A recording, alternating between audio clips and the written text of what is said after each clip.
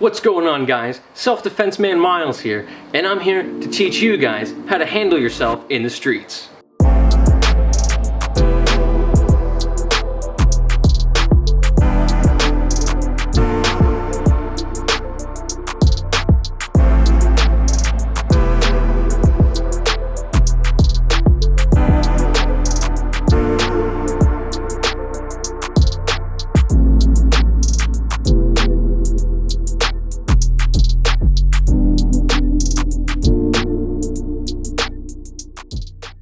What's going on, guys? If you are between the ages of 4 and 8, this video is for you.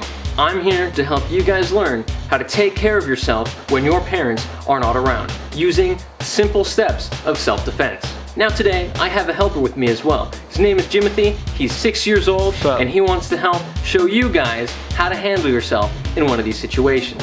So let's think of some scenarios and talk to each other about how you guys should handle them. So here's one scenario. You're at a park playing with your toys and you're just vibing. Now, what if a stranger walks up to you? Remember kids, stranger danger, so don't try and talk to him. If a stranger even tries to start a conversation with you, hey kid, what should you guys do? Run? Scream?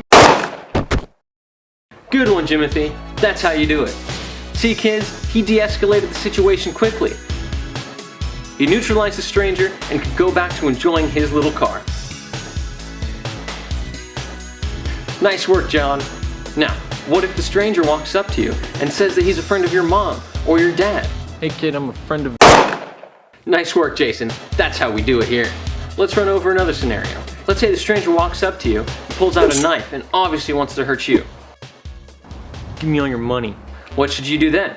Well, step 1, assess the situation.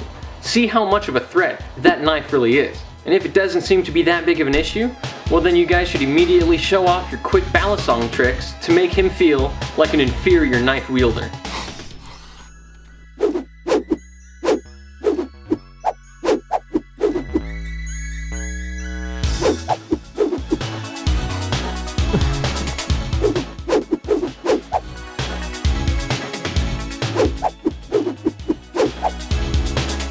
Sick moves, Jehoshaphat! Now, after you feel you've thoroughly humiliated the attacker, then you can move on to the next step, because he'll be so sad and so heartbroken and embarrassed, he won't be able to even see it coming.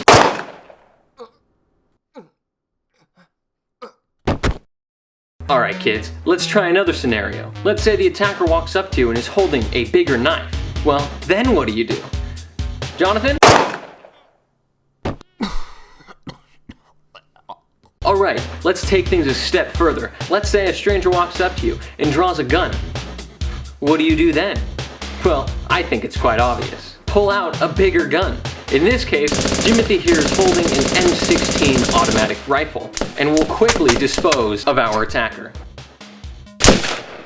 Well, let's take it even a step further. What if the attacker is holding an M16?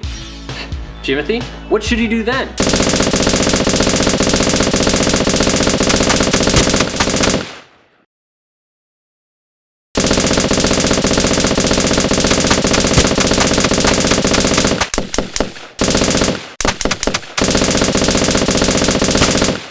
Let's take it one step further and assume that your attacker is dual-wielding M16 automatic rifles.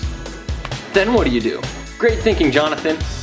You whip out your minigun and mow them down before the attacker can pose a threat to you or your surrounding 6-year-old.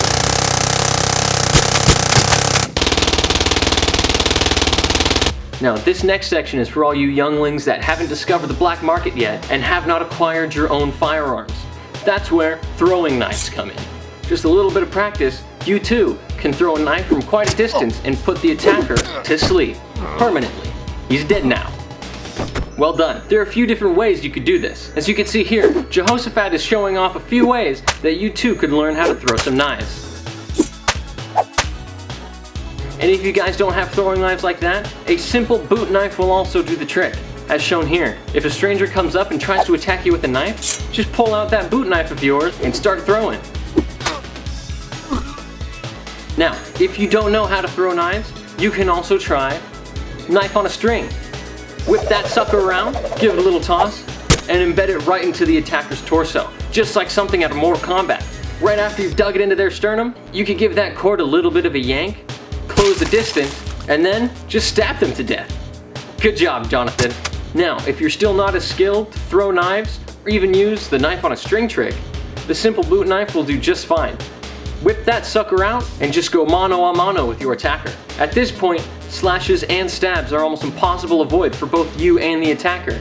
And if you die during this little back and forth, well, at least you died a man fighting for your honor. Alright guys, I hope you enjoyed this self-defense lesson.